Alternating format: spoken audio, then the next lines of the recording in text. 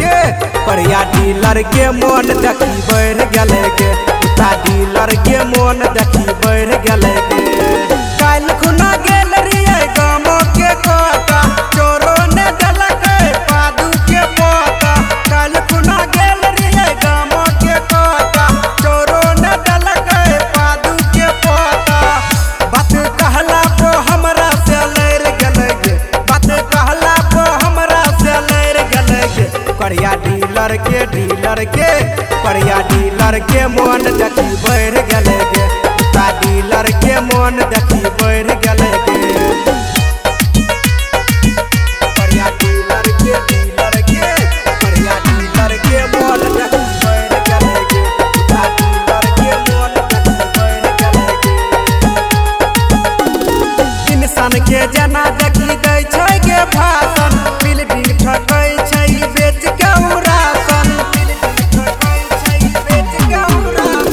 इंसान के जना देखी दै छै के भाषण बिल्डिंग ठकै छै बेच के राशन नीचा से गोसा ऊपर चढ़ गेले गे हमर नीचा से गोसा ऊपर चढ़ गेले गे परिया डीलर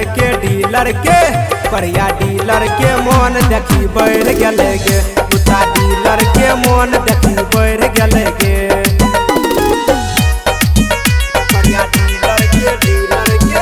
परिया डीलर के मन देखी बढ़ गेले गे डीलर के मन देखी बढ़ गेले गे आधार फिंगर लेला या बैठले डोले कहूं जे मंगलौ त मुँह झर के बोले आधार फिंगर लेला या बैठले डोले कहूं जे मंगलौ त मुँह झर के बोले बुझ से डीलर बाजेर गले गे बुझ से डीलर बाजेर गले गे परिया डीलर के परिया डीलर के मन देखी बढ़ गले गे डीलर के मन देखी बढ़ गले गे परिया डीलर के परिया डीलर के मन देखी बढ़ गले गे डीलर के मन देखी बढ़ गले गे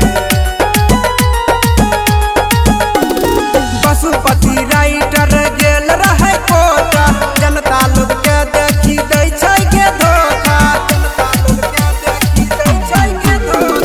पशुपति राइटर गेल रहे कोटा जनता लोग के देखी दै छै के धोखा आँख के पानी ओकर मर गले गे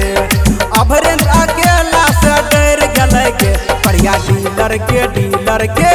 परिया डीलर के मन देखी बढ़ गले गे डीलर के मन देखी बढ़ गले गे Recording by Supriya Studio Madhepura।